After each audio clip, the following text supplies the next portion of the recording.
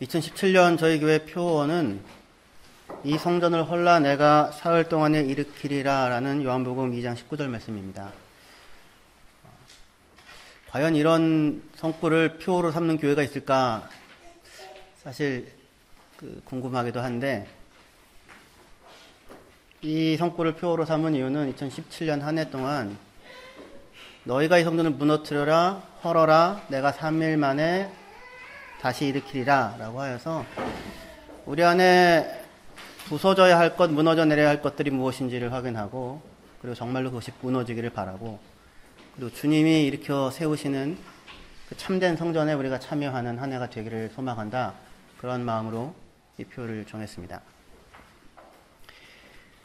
근데 예수님이 지금 너희가 이 성전을 헐라라고 할 때 그 성전은 46년 동안 지어왔던 성전이었습니다. 46년간 지어왔던 성전이었습니다. 누군가가 46년 동안 세워온 것이 있는데 그것을 헐어버려야 한다면 그 당사자들은 얼마나 고통스러울까요? 그냥 1년, 2년 했던 것이면 무너져 내려도 다시 시작하면 돼, 이렇게 생각할 수 있을 텐데 그게 아니라 46년 동안 지어왔던 것입니다. 인생이고 평생 같은 것이죠. 그런데 그것을 헐어버려라, 내가 3일 만에 일으킬 것이다 말씀합니다.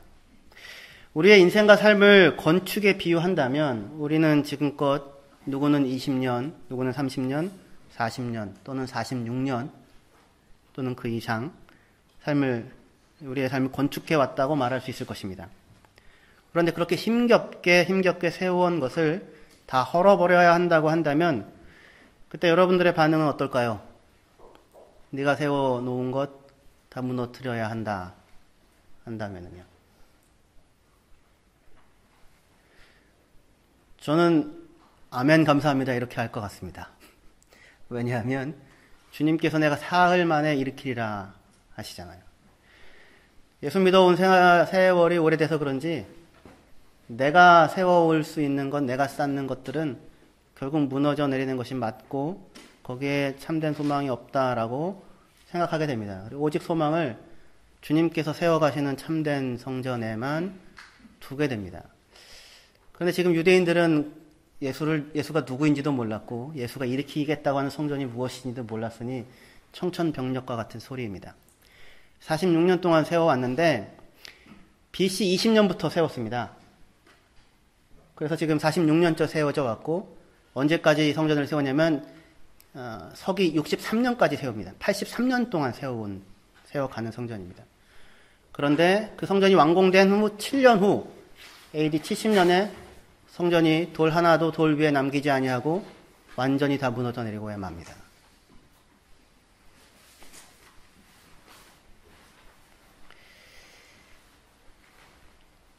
이스라엘 사람들은 그런데 몰랐습니다. 46년째 성전을 지어오면서 그것이 한 40년 뒤에 이렇게 완전히 무너져 내릴 것이라고는 전혀 상상도 할 수 없었을 것입니다. 오늘 예수님은 이스라엘 사람들의 자랑이었던 46년째 여전히 건축이 진행되고 있는 성전에 대해서 그 성전을 헐어버리라고 말합니다.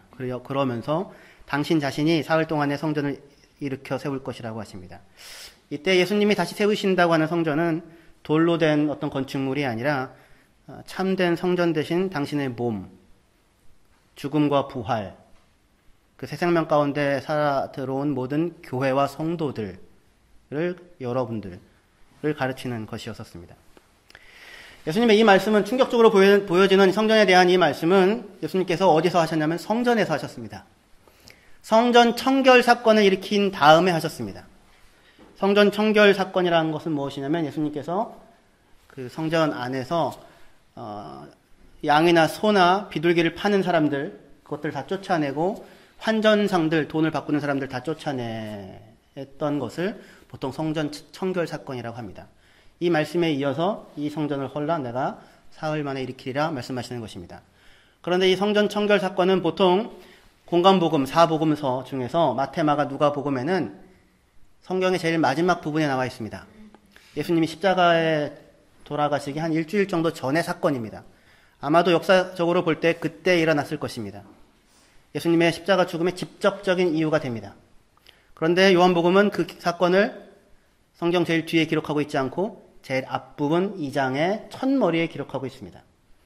가나 혼인잔치에서 물로 포도주를 만든 사건, 거기에 바로 이때여서 예수님께서 성전 청결하신 사건을 기록하고 있습니다. 사실상 훨씬 뒤에 일어난 일입니다. 그런데 앞서 기록을 하고 있습니다. 이유는 무엇일까요? 앞으로 예수께서 행하실 사역들이 다 유대인들이 그동안 자랑으로 삼아왔던 성전 체제, 율법, 46년 동안 지어왔다고 스스로의 정체로 삼았던 것들이 무너져 내려야만 한다는 것들을 말씀하시고, 그리고 왜 그것들이 무너져 내려야 하는지를 설명하시고, 그리고 예수께서 세우고자 하시는 참 성전이 무엇인지를 요한복음 내내 말씀할 것이다 라고 하는 것을 가장 제일 첫 자리에 이렇게 선언을 해놓고 시작을 하는 것입니다. 유대인들의 성전은 왜 홀려야 했으며 왜 무너져 내려야 했을까요? 본문을 잠깐 볼게요. 앞에 있는 부분인데요. 요한복음 2장 13절에서 17절까지의 말씀입니다.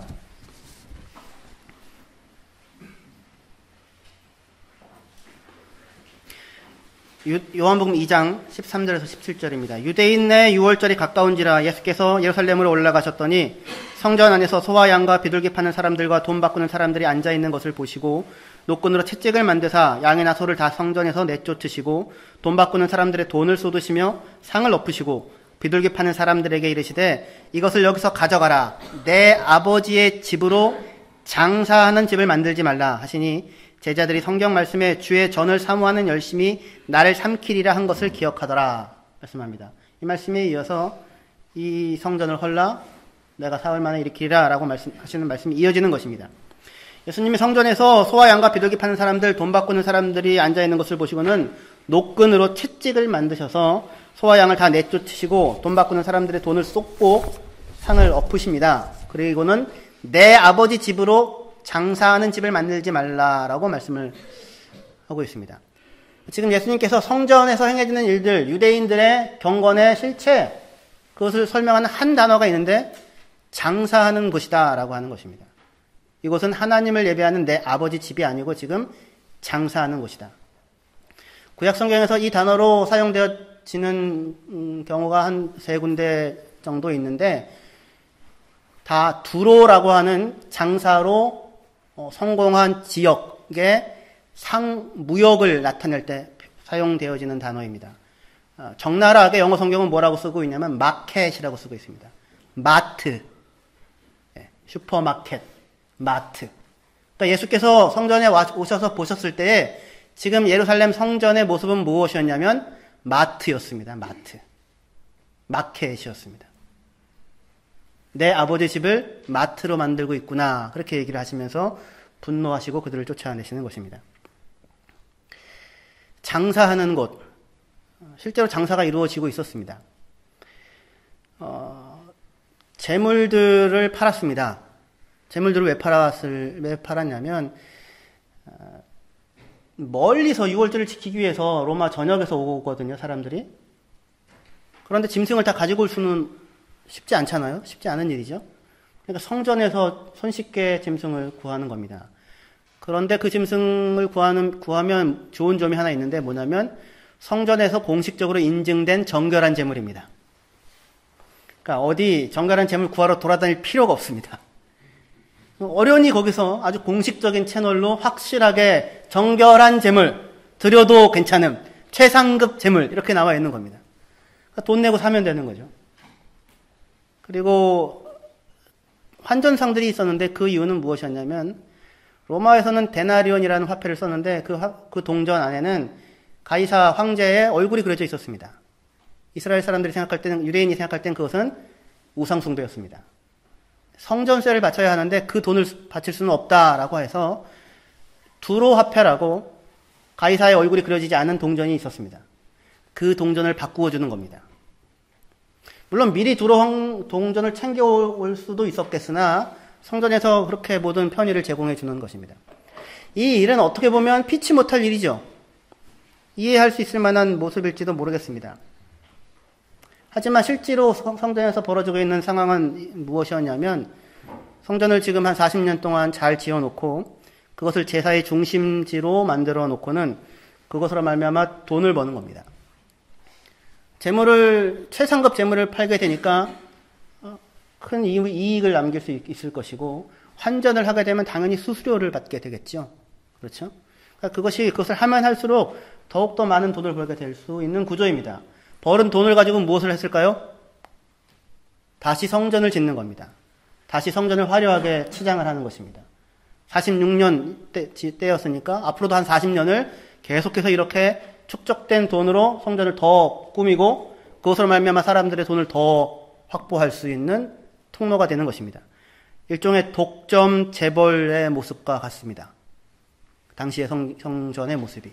제가 심하게 얘기하는 게 아니라 예수님이 마트라고 얘기를 하고 있는 것인 거죠. 오늘날 한국의 대형교회의 모습이 이와 크게 다르지 않다고 생각할 수 있습니다. 지난 10년 동안 한국의 기독교인들이 100만 명이 증가했다고 했는데 아마 그 가운데는 이단들도 많이 있었을 수 있겠으나 대부분의 경우 대형교회로 몰리는 것이죠.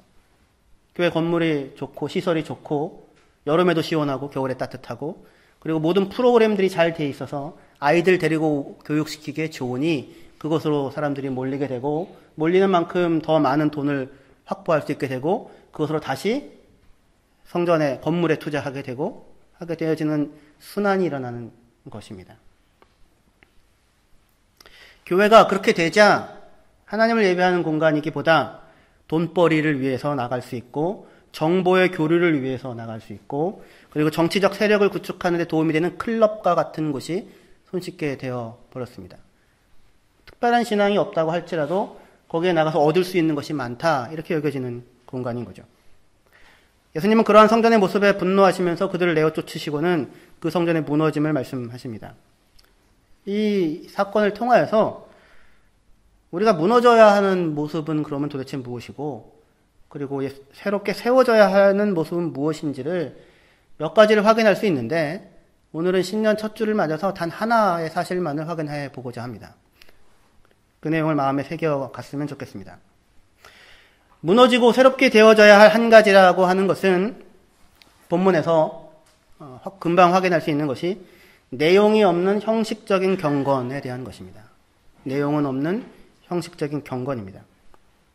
유대인들이 이곳에서 돈을 바꾸고 짐승을 사고 파는 행위는 분명히 이유가 있는 것들이었습니다. 그렇죠? 데나리온을 두로 화폐로 바꾸는 일, 제사에 적절한 성전 인증 재물을 구입하는 일, 이것이 환전과 짐승 판매에 이유가 있는 근거가 있는 어떤 이유였습니다. 나름 어떻게 보면 어쩔 수 없다라고 생각할 수 있는 행위였습니다.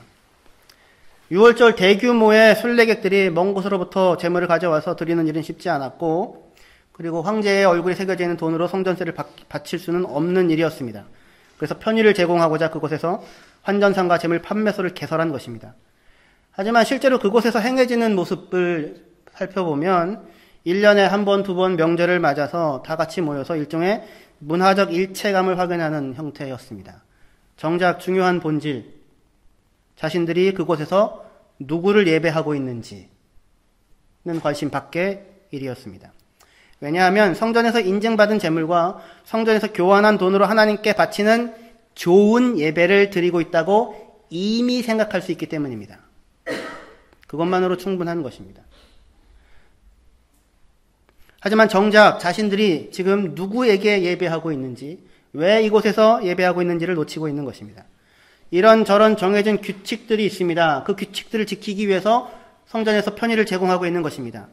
하지만 왜 그런 규칙을 지켜야 하는지, 왜 흠이 없는 재물을 들어야 하는지, 그리고 자신들이 지금 누구에게 예배를 하고 있는지 그 본질은 사라지고 형식적인 규칙 준수에 더욱 논리를 더하는 것이 당시 유대인 지도자들이 얘기하는 경건의 모습이었습니다. 이 사람들은 경건의 내용이 어떻든지 간에 이렇게 스스로 생각했을 것입니다. 명절에 몰려드는 사람들의 규모, 거치는 성전세의 규모, 그로 인해 발생하는 이익과 부의 축적, 그것을 다시 성전 건축에 사용하여 성전을 더욱 화려하게 치장하는 것. 살아있는 교회다 이렇게 생각할 수 있었을지 모르겠습니다. 스스로 잘 행하고 있다, 성공적인 교회다 이렇게 생각하고 있을지도 모르겠습니다. 하지만 그들은 가장 중요한 것을 잊어버렸습니다. 정작 중요한 것은 화려함과 숫자가 아니죠. 본질은 그들이 지금 내 아버지의 집에 와서 하나님 아버지께 예배하고 있다고 하는 사실입니다. 예수님은 성전에서 성전을 단 하나의 말로 설명합니다. 내 아버지의 집이라고. 형식은 내용이 담겨야만 의미가 있습니다. 하지만 내용이 없어도 형식이 그럴듯하면 사람들은 그 형식 자체만으로 무언가를 가지고 있다고 생각하고 만족할 수 있습니다. 하지만 삶을 변화시키고 생명을 주는 것은 형식이 아니라 내용 그 자체입니다. 그리고 내용은 예수님이 말씀하시는 성전에서의 중요한 내용은 사실 아주 단순합니다. 그것은 우리가 예배하고 있는 하나님은 우리의 아버지다라고 하는 사실입니다. 그런 화려함과 그럴듯한 모습이 중요한 것이 아닙니다. 하나님이 우리 아버지라는 사실 앞에서 모든 장식과 치장과 자랑은 큰 의미가 없는 것이 됩니다. 하나님 아버지 앞에서 겉을 꾸미는 외식은 통하지가 않습니다. 왜냐하면 아빠가 자녀의 속을 빤히 모르겠습니까? 다 알죠. 그런데 어찌 아버지 앞에서 겉을 꾸미는 외식이 통할 수 있겠습니까? 아버지 앞에서 필요한 것은 변명이 아니라 솔직하고 담백한 자기에 대한 인정과 고백입니다. 아버지 앞에서 필요한 것은 업적과 결과의 나열이 아니라 아버지에 대한 존경과 사랑입니다. 그것이 교회 예배의 가장 중요한 내용일 것입니다. 우리 교회는 앞으로 2017년 매주일 예배를 드리게 될 것입니다. 이곳에서요. 그때 우리에게 필요한 것은 화려함과 있어 보임이 아니라 여기는 별로 화려하지 않습니다. 이미 여기는 별로 있어 보이지 않습니다. 근데 굉장히 좋더라고요. 오늘 흥분이 되고 참 좋은 곳에서 예배하고 있다라는 생각이 듭니다. 우리에게 필요한 것은 하나님 아버지 앞에서 그분의 자녀로서 그분에게 나아가서 아버지의 말씀을 듣고 아버지의 가르침을 마음에 새기고 하나님 아버지의 엄격하고도 따뜻한 사랑을 힘입는 것입니다. 돌아온 탕자가 아버지의 집을 찾듯이 우리는 그렇게 아버지의 집을 매 주일마다 찾고 또 찾게 될 것입니다. 그렇게 아버지께 나온 자들은 아버지의 사랑을 입고 아버지가 입혀주는 아들의 옷을 입고 아들로서의 반지를 끼고 아버지가 차려주는 잔치상을 맞아 하나님의 은혜의 크심을 노래하는 그러한 예배를 우리가 드릴 수 있을 것입니다. 그리고 또한 돌아온 탕자를 맞고서 그를 보고 기뻐하며 잔치를 여는 아버지의 마음에 우리가 또한 참여할 수 있어야 할 것입니다. 형이 그러죠, 형이. 사실 그 재물은 다 누구 몫입니까? 형 몫이죠. 유산 다 빼가지고 동생이 나갔으니까. 질투하고 시기할 일이 아니라 그렇게 돌아온 아들 기뻐하며 잔치하고 아들로 맞아주는 아버지의 마음, 그 마음에 함께 참여하는 것이 함께 기뻐할 수 있는 것이 우리가 되어야 할 것입니다. 헤롯의 성전은 83년 동안 지어지는데 완공된 후 7년 만에 70년에 돌 하나도 돌 위에 놓이지 않을 만큼 완전하게 무너지게 됩니다. 그들은 그렇게 무너져 내릴 성전을 쌓고 있으면서도 자신들이 지금 무엇을 하고 있는지 알아차리지 못했습니다. 그들이 만일 성전에 계신 하나님께 마음을 집중하고 아버지의 마음을 확인하고 아버지의 뜻을 따르고자 했다면, 단순하게 아버지께 돌아올 수 있었다면, 외식을 버리고 변명을 버리고 단순하게 아버지께 나와 고백할 수 있었다면, 그러면 그들을 맞으시는 하나님 아버지를 만날 수 있었을 것이고, 그들의 인생은, 그들이 지어놓고 있는 집은 다른 결말을 맞이할 수도 있었을 것입니다. 늘상 성전을 드나들면서 그들은 다만 자신들의 텅 빈 종교적 행위에만 집중했을 뿐, 자신들이 무너져 내릴 수밖에 없는 인생이라는 사실과, 그리고 그 인생을 새롭게 하실 수 있는 하나님이 항상 그곳 성전에 계셨다고 하는 사실을 확인하지 못했습니다. 이런 유대인들의 공허한 경건의 모습을 잘 보여주는 것이 성전 청결 사건 바로 앞에 있는 예수님의 첫 번째 표적인 가나 혼인 잔치입니다. 독일이나 이런 데 보시면 성전 이렇게 재단에 그림들이 있죠. 그 그림들이 이렇게 다 어떤 이야기들을 표시하고 있거든요. 그래서 마치 그 두 폭의 성전 성화 같이 가나 혼인잔치랑 이 성전 청결 사건은 같은 이야기를 다르게 보여주고 있는 것입니다. 혼인잔치인데 포도주가 떨어졌습니다. 마리아는 그 사실을 알아차렸는데 정작 연회장은 그 사실을 몰랐습니다. 마치 유대인들이 열심히 성전을 지어가는데 그것이 결국 무너져 내리고야 말 것이라는 사실을 몰랐던 것과 같습니다. 음식이 없는 잔치집, 포도주 떨어진 혼인잔치, 반드시 있어야 할 것이 없어서 결국 파장을 고해야 할 상황, 그러한 상황 가운데 처해 있는데 정작 당사자는 그 사실을 모르고 있는 것입니다. 그런데 그 파국으로 끝나갈 잔치 자리에 예수님이 계셨습니다. 성전에 하나님이 항상 함께하고 계셨습니다. 마리아는 예수님이 그곳에 있다는 사실을 알았습니다. 그리고 예수님이 이 파국의 상황을 돌이켜서 새로운 기쁨을 만들 수 있는 분임을 알았습니다. 유대인들도 날마다 성전을 드나들었지만 자신들의 파국을 알아채지 못했습니다. 꼭 있어야 할 것이 없는 인생이라는 사실을 알아차리지 못했습니다. 그러나 그들이 서성거리던 그 성전 그곳에는 하나님 아버지가 항상 계셨습니다. 마리아의 고백과 요청을 들은 예수님은 이제 이 상황을 바꾸어 내십니다. 정결 규례를 위해 준비되었던 돌 항아리가 그때 그 자리에 6개가 있었습니다. 돌 항아리 6개. 항아리, 이런 항아리 아닙니다. 우리 옹기 아니고요. 돌 항아리, 이딴만한, 저희 사람보다 큰 항아리입니다. 두세 동이 용량이라고 하니까 70리터에서 한 100리터가 들어가는 상당한 크기인데 그게 6개나 있는 겁니다. 잔치에 참여한 사람들이 그 항아리에 있는 돌 항아리에 있는 그 물로 손발을 씻고 들어가는 거예요. 정결 규례를 지키기 위해서. 그러니까 다 손발 씻고 들어갔으니 아마 텅 비어 있는 것이었을 것입니다. 그 텅 비어 있는 정결 규례의 항아리. 그것은 유대교의 내용이 없는 형식적인 경건을 상징합니다. 손을 다 씻고 들어갔는데 그것이 파국을 막을 수가 없습니다. 상황을 확인한 마리아가 종들에게 말하죠. 예수님이 너희에게 무슨 말씀을 하시든지 그대로 하라. 너희에게 무슨 말씀을 하시든지 그대로 하라. 예수님이 하시는 말씀을 듣고 하나님 아버지가 하는 말씀을 듣고 그대로 행하라고 하는 말입니다. 이 말은 맹목적인 순종을 뜻하는 것이 아닙니다. 말씀하시는 아버지의 말씀, 예수 그리스도의 말씀, 아버지의 마음과 의도와 소원을 알고 행하라고 하는 것입니다. 예수님은 종들에게 물을 길어서 항아리 끝까지 채우라고 하죠. 그리고 그것을 떠서 연회장에게 갖다 주라고 합니다. 어렵지 않은 순종입니다. 어려운가요?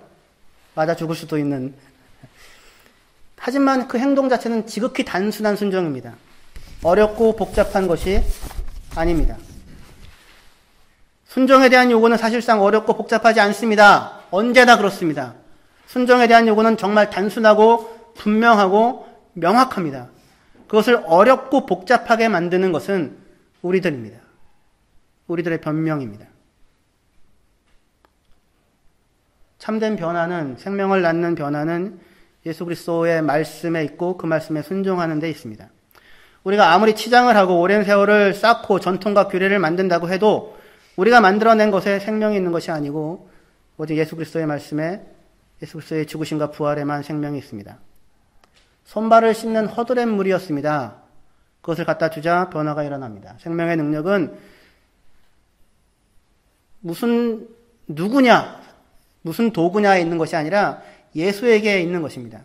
하나님은 그러한 허드렛 물과 같은 그런 우리 안에서도 일하셔서 생명을 낳는 변화를 만드실 수 있는 분이십니다. 그 사실을 경험하고 알기를 하나님은 원하십니다. 연회장은 그 포도주가 어디서 왔는지 알지 못했지만 예수님의 말씀에 순종했던 종들과 제자들은 알았고 예수를 믿었다라고 합니다. 예수님의 이 표적은 단순히 순종하면 기적을 맛본다는 것이 아니고 생명의 능력은 오직 예수에게만 있다라고 하는 것입니다. 하나님의 말씀에, 예수의 말씀에 창조와 변화의 능력이 있습니다. 형식적인 종교 생활은 아무런 능력이 되어지지 않습니다.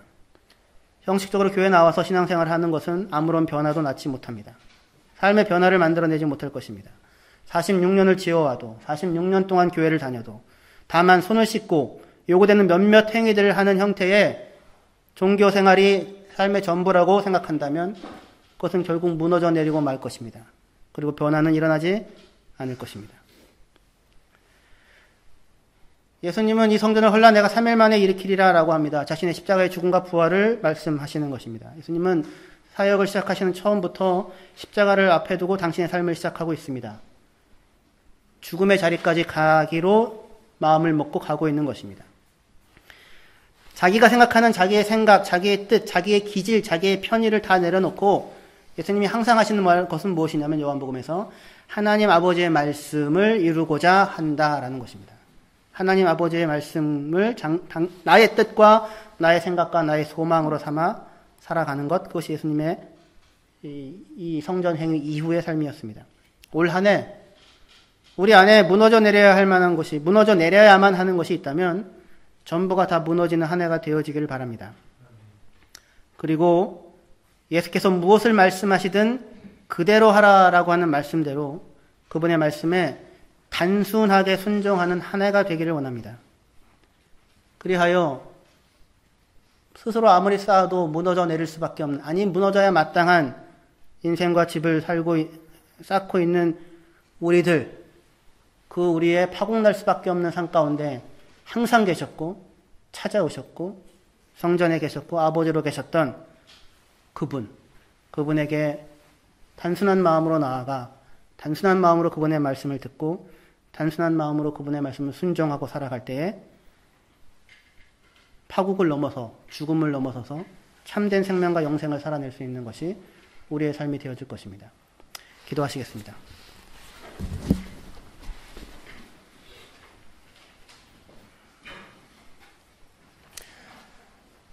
하나님 아버지 은혜와 사랑을 감사합니다. 지난 20년, 30년, 40년, 50년의 삶을 살아왔는데 우리가 쌓은 집이, 건축이 무엇인지요? 그것이 화려하든 화려하지 않든 완성이 되었던 아직 진행 중이든 그 자리에는 아버지가 거하는 곳이고 하나님 아버지는 항상 우리의 인생과 삶 가운데 언제나 함께 계셨습니다. 그분 하나님 앞에 단순하게 나아갑니다.